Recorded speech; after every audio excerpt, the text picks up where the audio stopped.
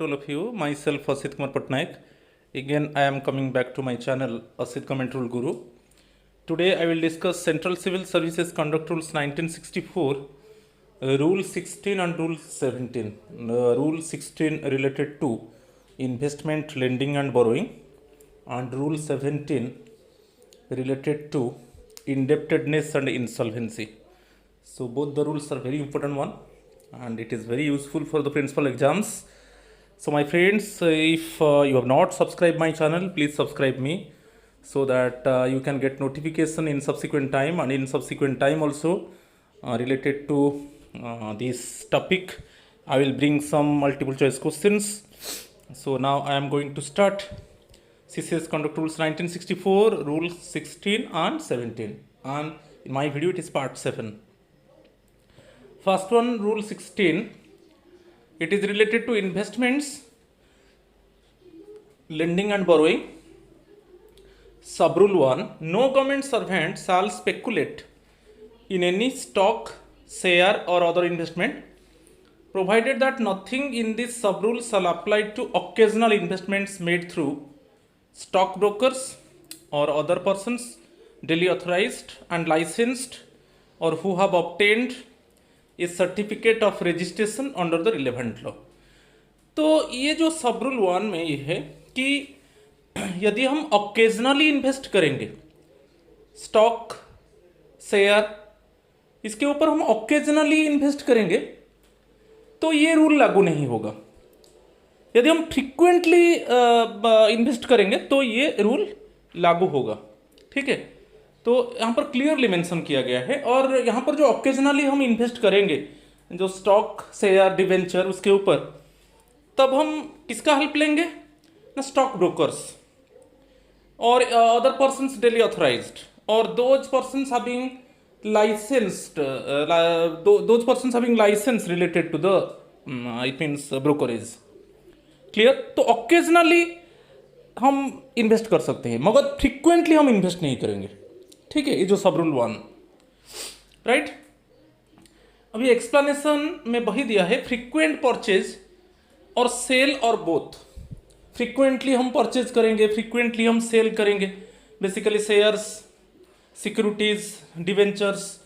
सो ये स्पेकुलेशन में चला जाएगा. यदि हम फ्रीक्वेंटली परचेज करेंगे, सेल करेंगे तो वो स्पेकुलेशन में चला जाएगा. ऑकेजनली करेंगे तो ये रूल लागू नहीं होगा. ठीक है, तो फ्रीक्वेंटली हम सिक्योरिटीज, डिवेंचर्स, शेयर्स परचेज करेंगे, सेल करेंगे तो फ्रीक्वेंटली करेंगे तो मिसकंडक्ट होगा, राइट. तो क्वेश्चन इसके ऊपर आ सकता है. तो अभी क्लियर. तो फ्रीक्वेंटली हम ऑकेजनली करेंगे तो ये रूल लागू नहीं होगा. सब रूल 2 को चलेंगे. 2I में ये दिया है कि no government servant shall make or permit any member of his family or any person acting on his behalf to make any investment which is likely to embarrass or influence him in the discharge of his official duties. ये बहुत important है. चाहे government servant, चाहे उसका कोई family member or any person on behalf of the government servant, यदि वो कोई इन्वेस्ट कर रहे हैं और उसमें क्या है, इन्वेस्ट करने से उनका जो ऑफिशियल ड्यूटी है वो प्रभावित हो सकता है, वो इन्फ्लुएंस हो सकता है. और ये जो गवर्नमेंट जो सर्वेंट ये जो कर रहा है उसमें it is related to embarrass or persuade or influence him in the discharge of his official duties. तो ये सब रूल 2 बहुत इंपॉर्टेंट है. बहुत बार क्वेश्चन आया है. तो इसमें आपको जस्ट रिमेंबर करना है कि कोई भी गवर्नमेंट एम्प्लॉय, कोई इसका कोई family member or any person on behalf of the government employ, it means they should not make any investment due to this their official duties would be influenced or related to the official duties, it must be shameful and it must be embarrassed one. For this purpose, any purchasers of shares out of the quotas reserved for directors of companies or their friends and associates shall be deemed to be an investment which is likely to embarrass the government servant. ये जो second में दिया है, कुछ quotas है directors of companies, any friends of directors of companies और any associates of directors of companies, उनके लिए कुछ कोटा है। उस कोटा से यदि government employ, concern government employ उससे परचेज करता है तो वो भी it is related to the embarrassment for the government servant. ठीक है, ये भी इसके ऊपर भी क्वेश्चन आ सकता है। तो यहाँ पर याद रखना है, कोई भी जो शेयर्स का कोटा होता है it is basically reserved for the directors of companies, कि friends of directors of companies और any associates of directors of companies, and उसी कोटा से यदि कंसर्न गवर्नमेंट एम्प्लॉय शेयर्स को खरीदता है तो it is related to the embarrassment related to the government servant, क्योंकि ये स्पेकुलेशन में चला जाता है, वहाँ पर मिसकंडक्ट होता है। तो लो सेकेंड में दिया है भाई सब रूल 2 का, no government servant who is involve in the decision making process of fixation of price of an initial public offering और follow up public offering of shares of a central public sector enterprises shall apply either himself or through any member of his family or through any other person acting on his behalf for allotment of shares in the initial public offerings or follow up public offerings of such central public sector enterprise। इसमें क्या है, यदि कोई government servant वो involve होता है कोई decision making में, कोई पब्लिक सेक्टर एंटरप्राइजेस का जो शेयर्स को मार्केट में पब्लिक को बेचा जाता है और उसी शेयर्स को लिस्ट आउट कर दिया जाता है स्टॉक एक्सचेंज में, जिसको फॉलो अप पब्लिक ऑफरिंग कहा जाता है। तो इसका इसमें गवर्नमेंट सर्वेंट इन्वॉल्व है, वो फिक्स करता है प्राइस जो उसको पब्लिक को बेचा जाएगा और वो शेयर्स को लिस्ट आउट किया जाएगा स्टॉक एक्सचेंज में और उसको पब्लिक को फिर बेचा जाएगा, उसको फॉलो अप ऑफरिंग बोलते हैं। Initial public offering directly price fix होगा जिसमें concern government employ actually involve होगा प्राइस फिक्सेशन में और वो शेयर्स पब्लिक को बेचा जाएगा। और जो फॉलो अप पब्लिक ऑफरिंग है वो वही शेयर्स को सेकेंडरी जिसको कहा जाता है, वही शेयर को वो लिस्ट आउट कर दिया जाएगा स्टॉक एक्सचेंज में और पब्लिक क्या करेंगे ना, ब्रोकर का हेल्प लेके वो खरीदेंगे।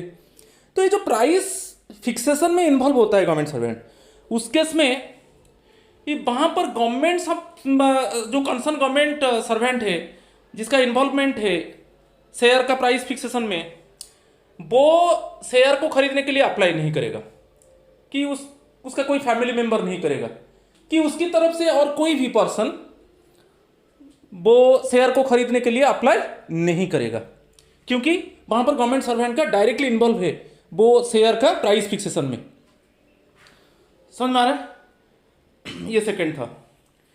थर्ड को चलेंगे, यदि इफ एनी क्वेश्चन अराइजेस, ये जो फास्ट जो 2 सब रूल्स हम एक्सप्लेन में किया तो उसमें कुछ प्रॉब्लम आता है, तो basically decision of the government servant is final one. यदि सब रूल 1 सब रूल 2 में ऐसा रिलेटेड टू द ट्रांजैक्शन कुछ क्वेश्चन अराइज होता है तो उसको कौन फाइनली डिसाइड करता है ना, गवर्नमेंट फाइनली डिसाइड करेगा। सब रूल 4 को चलेंगे, no government servant shall save in the ordinary course of business with a bank और a public limited company either himself और through any member of his family और any other person acting on his behalf. तो no government servant shall save in the ordinary course of business with a bank और a public limited company, चाहे कोई public limited company हो चाहे कोई bank हो, उसमें सपोज कंसर्न गवर्नमेंट एम्प्लॉय कुछ सेव कर रहा है, उसका कुछ बिजनेस मोटिव है, इसीलिए वो पैसा वहाँ पर लैंड कर रहा है कि पैसा सेव कर रहा है, तो वो मिसकंडक्ट में जाएगा। इसमें कुछ बिट्स दिया है, देखिए बिट ए में लैंड और बोरो और deposit money as a principal or an agent to or firm or with any person or firm or private limited company with the local limits of his authority or with whom he is likely to have official dealings or otherwise place himself under any pecuniary obligation to such person or firm or private limited company. इसको थोड़ा मैं explain कर देता हूं. यदि concern government employ का कोई firm, कोई प्राइवेट लिमिटेड कंपनी के साथ ऑफिशियल डीलिंग है और वो उसको लेंड करता है कि उससे बोरो करता है, ऑफिशियल डीलिंग है. ये जो दिया है इसको थोड़ा मैं clarify. Local limits of his authority, local limits of his authority means basically related to the official dealing with firm, official dealing with any person, official dealing with any company. तो इस केस में क्या है, यदि कुछ concern government employ का कुछ official dealing है कोई फार्म के साथ कि कोई इंडिविजुअल के साथ, कोई प्राइवेट लिमिटेड कंपनी के साथ, तो उस केस में वो उनको लेंड करता है कि उनसे बोरो करता है कि कोई सेकंड में दिया है देखिए pecuniary obligation, pecuniary financial obligation. कि ये पेकुनियरी ओब्लिगेशन क्या होता है कि the government servant must be oblige to pay back in future. वो ओब्लाइज करता है कि हाँ मैं पे करूंगा आपको. तो ये जो है ये एक्चुअली नहीं होना चाहिए, ये मिसकंडक्ट होगा क्योंकि ऑफिशियल एक वन साइड में ऑफिशियल डीलिंग है, ठीक है, और उनको लेंड करना, उनसे बोरो करना और उनको कुछ फाइनेंशियल, उनके साथ कुछ फाइनेंशियल ओब्लिगेशन करना, ओके, इसको बोलते हैं पेकुनियरी ओब्लिगेशन कि हाँ मैं इतना पेमेंट करूंगा फ्यूचर में. तो ये है, तो ये सब मिसकंडक्ट में जाता है. Next one, lend money to any person at interest. ये बहुत इंपॉर्टेंट है. और in a manner where by return in kind money और इन काइंड इज चार्ज और पेड. यदि हम concern government employ money lend करता है और उसका मेन एम है additional money in the form of interest, वो उधार देता है और उसका मेन इट मीन्स इंटरेस्ट है, कैसे वो इंटरेस्ट कलेक्ट करेगा, चाहे वो जो एडिशनल मनी कलेक्ट करेगा चाहे in the form of kind चाहे in the form of money, मगर उसका उद्देश्य वही है. तो ये मिसकंडक्ट में जाता है. लेंड करना है मगर विदाउट इंटरेस्ट, उसमें कोई प्रॉब्लम नहीं है. मगर गवर्नमेंट कंसर्न गवर्नमेंट एम्प्लॉय जानबूझकर लेंड कर रहा है कि उसको कुछ एडिशनल मनी मिल जाएगा, additional, then only he want to lend money to receive additional money in the form of interest, वो मिसकंडक्ट हो जाता है वहां पर, राइट. यहां पर कुछ ऑप्शन दिया है, देखिए वो बिट बी का second paragraph. Provided that a government servant may give to or accept from a relative or a personal friend a purely temporary loan of small amount free of interest or operate a credit account with a bona fide tradesman or make an advance of pay to his private employee. यहां पर तीन चीज दिया है.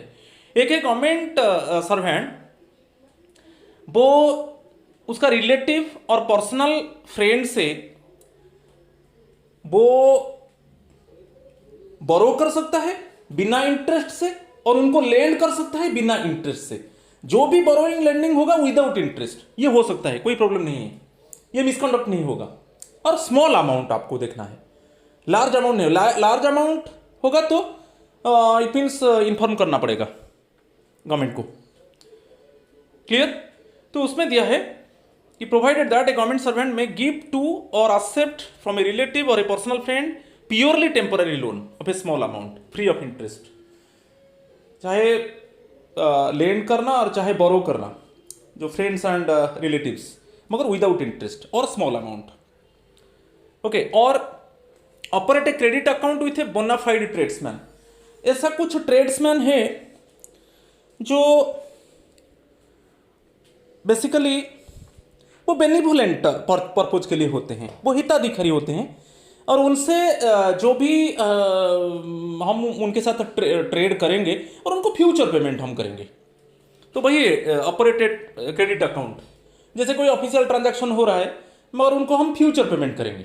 ऐसा कुछ bonafide tradesman जिनके ऊपर हमारा भरोसा है, ओके. तो उस केस में on behalf of the official matter ऐसा कुछ चीज़ को खरीदा जा सकता है और उनको फ्यूचर में पेमेंट किया जाएगा। और कुछ प्राइवेट एम्प्लॉय है, जैसे गवर्नमेंट एम्प्लॉय ने क्या किया, कुछ डेली वेज वर्कर्स को हायर किया काम करने के लिए, उनको एडवांस पेमेंट भी कर सकता है।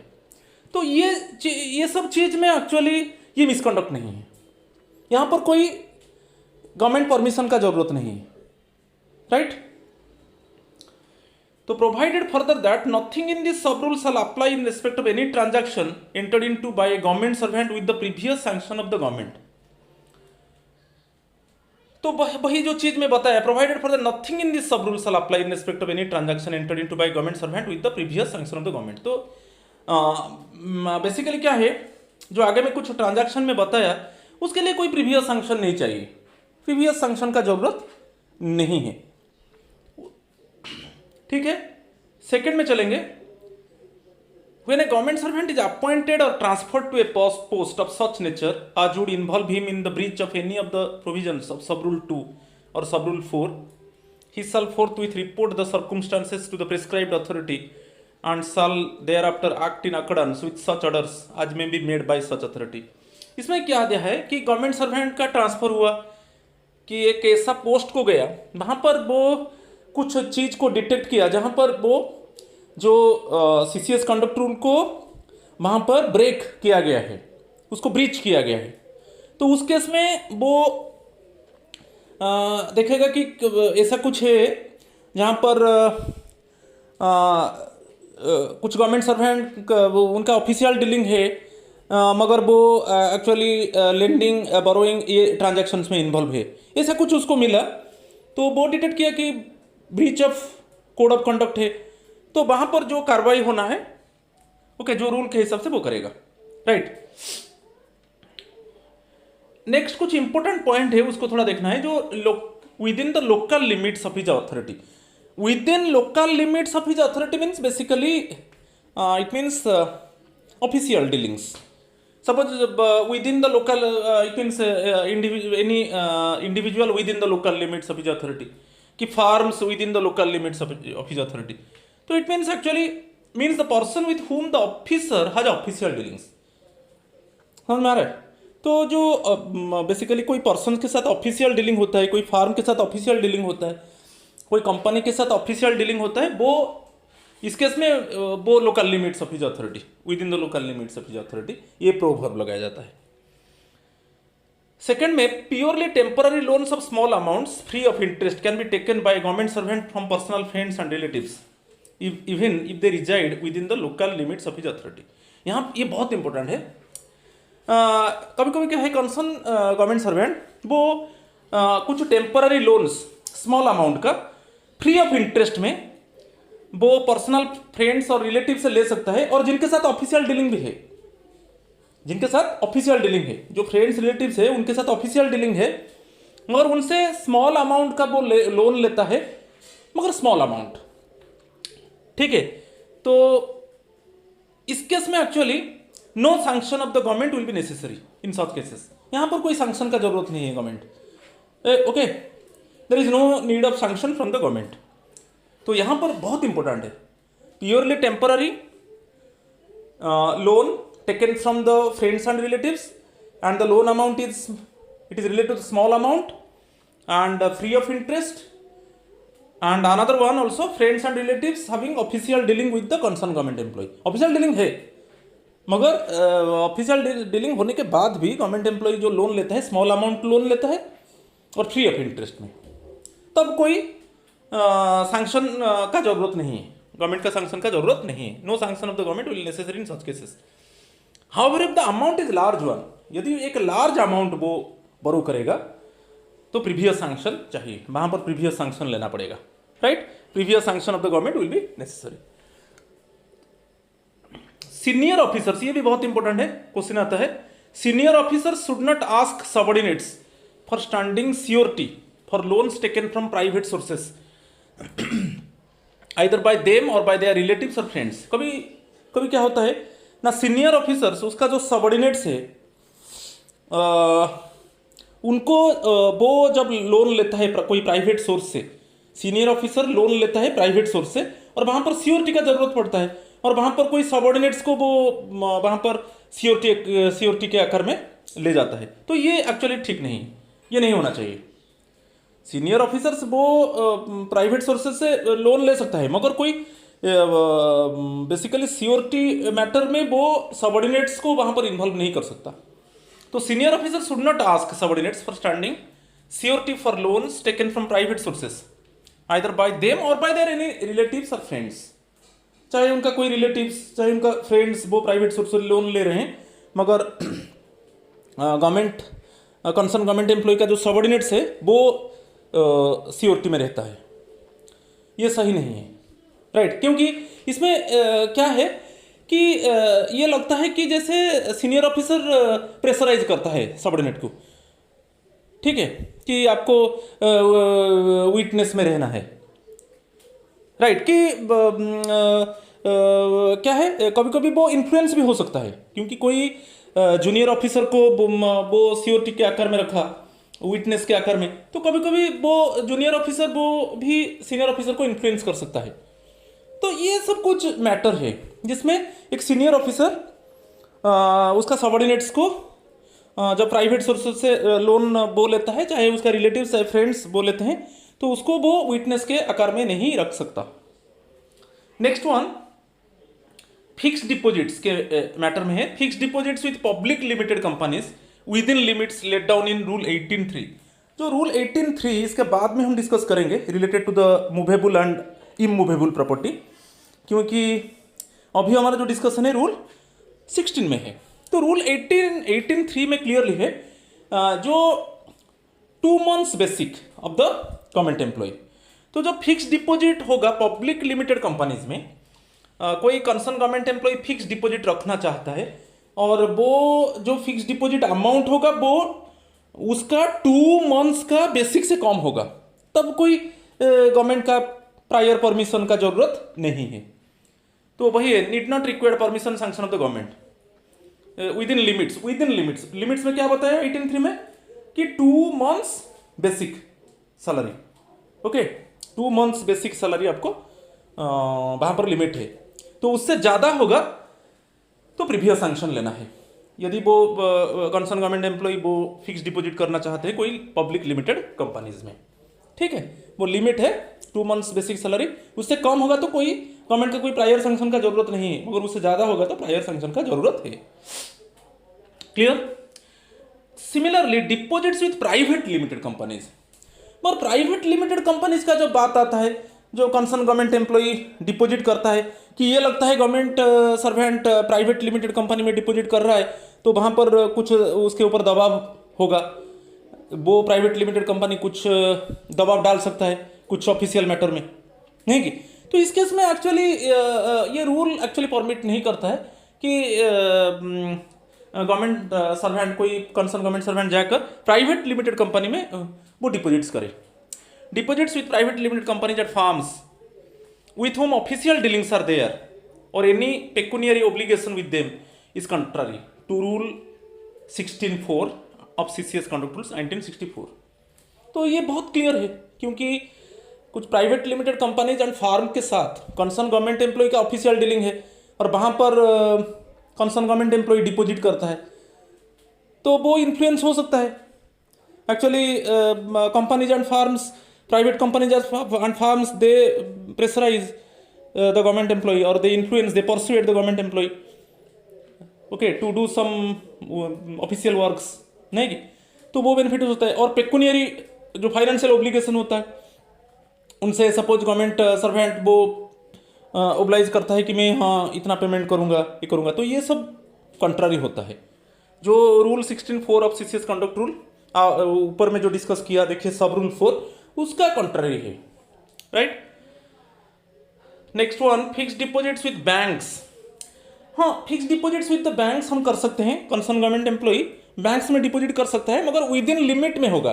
जैसे मैंने लिमिट बताया 2 months बेसिक पे, जो कंसर्न गवर्नमेंट एम्प्लॉय का 2 months बेसिक पे से कम होगा फिक्स डिपॉजिट, तब कोई गवर्नमेंट का प्रायर सैंक्शन का जरूरत नहीं है। मगर 2 months बेसिक पे से ज़्यादा होगा तो वहाँ पर एक्चुअली गवर्नमेंट को रिपोर्ट करना है। ठीक है, वही दिया है, fix deposits with the banks are आज already provided in the rule 16(4) exempt from the operation of the rule, but if the amount exceeds the limit prescribed in rule 18(3), वही है जो 2 months बेसिक पे, उससे ज़्यादा होगा अब CCS कंट्रोल रूल्स 1964, ये report should be made to the, तो रिपोर्ट करना है। तो विद इन लिमिट में होगा, कोई रिपोर्ट का जरूरत नहीं है, कोई इंटीमेट का जरूरत नहीं है, मगर उससे ज़्यादा होगा तो गवर्नमेंट को रिपोर्ट करना है। यदि कोई फिक्स डिपॉजिट आप बैंक में करते हो, कंसर्न गवर्नमेंट एम्प्लॉय करता है, और उसका जो अमाउंट होगा वो 2 months बेसिक पे से ज़्यादा होगा, तो उस केस में गवर्नमेंट को रिपोर्ट करना है। डे टू डे सेविंग्स जो हम कर रहे हैं उसमें ये रूल लागू नहीं होगा, ऐसा कुछ ये नहीं है। Day to day saving bank account transactions are exempt from the provision of rule 16(4), इसमें कोई जरूरत नहीं है। ठीक है, and also would not come within the purview of rule 18(3), उसके लिए कुछ लिमिट नहीं है, आप सेविंग अकाउंट में जितना अमाउंट रख सकते हो, राइट। तो ये कुछ रूल था, ये रूल 16 था। अभी रूल 17 आएंगे। It is insolvency and habitual indebtedness. इसमें क्या है ना, a government servant shall so manage his private affairs so as to avoid habitual indebtedness और insolvency. A government servant against whom any legal proceeding is instituted for the recovery of any debt due from him or for adjudging him as an insolvent shall forthwith report the full facts of the legal proceedings to the government। ये बहुत important है, क्योंकि ये government servant जो है वो habitual indebtedness और insolvency में इन्वॉल्व नहीं होना चाहिए। हाँ, आप बोरो कर रहे हो मगर हैबिचुअल इंडेप्टेडनेस, और उसके लिए क्या है, जो हैबिचुअल इंडेप्टेडनेस से कि जब इंसॉल्वेंसी हो जाता है, इंसॉल्वेंसी मीन्स हम टाइमली जब पेमेंट नहीं कर पाते हैं और जब डेट अमाउंट क्यूमुलेटिव हो जाता है, तो उस केस में जब लीगल प्रोसीडिंग्स इंस्टीट्यूटेड होता है कंसर्न गवर्नमेंट एम्प्लॉय के अगेंस्ट में कि उसको for adjudging him as an insolvent, उसको इंसॉल्वेंट डिक्लेयर कर दिया जाता है, तो इमीडिएटली गवर्नमेंट सर्वेंट उसको पूरा रिपोर्ट देना है। ओके, अप्रोप्रिएट अथॉरिटी को पूरा रिपोर्ट जाना है। अप्रोप्रिएट अथॉरिटी मीन्स जो है हमारा अपॉइंटिंग अथॉरिटी को पूरा रिपोर्ट जाना है कि ये मेरे अगेंस्ट में ऐसा लीगल प्रोसीडिंग्स इनिशिएट हुआ है लोन रिकवरी के लिए, और मुझे एक इंसॉल्वेंसी के आकार में मुझे डिक्लेयर कर दिया गया है, तो पूरा फुल फैक्ट इमीडिएटली आपको रिपोर्ट करना है। ठीक है, वही दिया है, shall forthwith report the full facts of the legal proceedings to the government. और यहाँ पर जो नोट में है, यहाँ पर गवर्नमेंट एम्प्लॉय उससे बचने के लिए, उसको प्रूव करने के लिए वो एक सर्कमस्टेंस दे सकता है, क्योंकि ये जो डेप्ट अमाउंट था वो एक्चुअली वो बियॉन्ड ऑफ कंट्रोल था, इसीलिए मैं ठीक टाइम से पेमेंट नहीं कर पाया। ठीक है, जो बियॉन्ड ऑफ कंट्रोल में था, जो मुझे जो पेमेंट करना था टाइमली, मैं नहीं कर पाया क्योंकि मेरा कंट्रोल से बाहर था। तो ये करके वो उसको ट्राई कर सकता है उसको बचाने के लिए, क्योंकि वंस एक बार उसके अगेंस्ट में लीगल प्रोसीडिंग चल रहा है, उसको इंसॉल्वेंट डिक्लेयर कर दिया गया है, और वो जो अप्रोप्रिएट अथॉरिटी को वो इन्फॉर्म कर दिया, तो अप्रोप्रिएट अथॉरिटी ऑटोमेटिकली जो है हमारा CCS central civil services classification control appeal में तो डिसिप्लिनरी प्रोसीडिंग इनिशिएट होगा, राइट। और उसमें आप जानते हो माइनर पेनल्टी और मेजर पेनल्टी लगता है नहीं कि, तो उस केस में उसको बचाने के लिए वो कुछ सर्कमस्टेंस भी दे सकता है कि हाँ, जो पेमेंट था मैं नहीं कर पाया क्योंकि मेरा बियॉन्ड ऑफ कंट्रोल में था, मैं नहीं कर पाया। तो वही नोट में दिया है, the burden of proving that the insolvency और indebtedness was the result of circumstances which with the exercise of ordinary diligence the government servant could not have foreseen or over which he had no control and had not proceeded from extravagant or dissipated habits shall be upon the government servant। तो आपको यहाँ पर जो note में बहुत important है कि government servant यहाँ पर कुछ सर्कमस्टेंस दे सकता है उसको बचाने के लिए कि जो भी डेप्ट अमाउंट था मेरा कंट्रोल के बाहर था, मैं उसको ठीक टाइम से नहीं दे पाया, तो उसको just try to protect himself, वो ये एक सर्कमस्टेंस, एक पर्टिकुलर सर्कमस्टेंस दे सकता है। ठीक है, next one, rule 16 and 17 of the CCS Conduct Rules 1964 lay down that a government servant shall make a report to government of habitual indebtedness or insolvency and certain facts regarding himself or members of his family in the circumstances specified in those rules। तो उसमें क्या है जो rule 1617 of the CCS conduct rule 1964 में जब government servant basically government को report करता है, जो रूल 17 में जो related to the indebtedness of insolvency, तो गवर्नमेंट सर्वेंट गवर्नमेंट को एक रिपोर्ट देता है जो रिलेटेड टू हैबिचुअल इंडेप्टेडनेस और इंसॉल्वेंसी, और चाहे खुद का हो और कोई फैमिली मेंबर्स का हो, और वो क्लियरली दिया है सर्टेन फैक्ट्स रिगार्डिंग हिमसेल्फ और members of his family in the, और कुछ सर्कमस्टांस भी दे सकता है, कुछ घटना बता सकता है कि इस घटने के वजह से एक्चुअली मैं इतना लोन ले गया था और जो इंस्टॉलमेंट था वो हेवी था, मेरा बियॉन्ड ऑफ कंट्रोल में था, मैं उसको पेमेंट नहीं कर पाया, तो वो कुछ सर्कमस्टेंशियल एविडेंस दे सकता है। ठीक है, सच रिपोर्ट, वो रिपोर्ट किसको जाएगा ना, जो गवर्नमेंट सर्वेंट जो रिपोर्ट देता है related to the habitual indebtedness और इंसॉल्वेंसी और सब कुछ सर्कमस्टेंस देता है, वो रिपोर्ट उसका जो जाता है immediate superior, such report should be submitted by the government servant to his immediate superior को जाता है। फिर हु शुड फॉरवर्ड इट, फिर इमीडिएट सुपीरियर ऑफिसर उसको फॉरवर्ड कर देता है जो नॉर्मल चैनल से, through the normal channels to the authority competent to remove और dismiss him from service. Basically appointing authority होता है जो डिसमिस और रिमूवल जो होता है ना, जो मेजर पेनल्टी में रिमूवल डिसमिसल है उसको ओनली अपॉइंटिंग अथॉरिटी कर सकता है। तो ये जो हैबिचुअल इंडेप्टेडनेस और जो इंसॉल्वेंसी मैटर में गवर्नमेंट सर्वेंट उसका नियरेस्ट सुपीरियर ऑफिसर को रिपोर्ट देता है, ओके, सर्कमस्टेंशियल एविडेंस के साथ, और वो जो नियरेस्ट ऑफिसर वो अपॉइंटिंग अथॉरिटी को वो रिपोर्ट भेजता है। ठीक है, और यदि जो अप्रोप्रिएट अथॉरिटी है वो और कुछ हायर अथॉरिटी का हेल्प लेना चाहते हैं तो ठीक है, otherwise it shall consider the report and pass appropriate orders on it. तो वहां पर except where such authority requires guidance और clarifications from a higher authority, यदि वो अपॉइंटिंग अथॉरिटी के पास जाता है और अपॉइंटिंग अथॉरिटी और उसका हायर अथॉरिटी से वो उसको क्लैरिफाई करना चाहता है और कंसल्ट करना चाहता है, वो ठीक है, नहीं तो वो अप्रोप्रिएट डिसीजन आप लेंगे, राइट।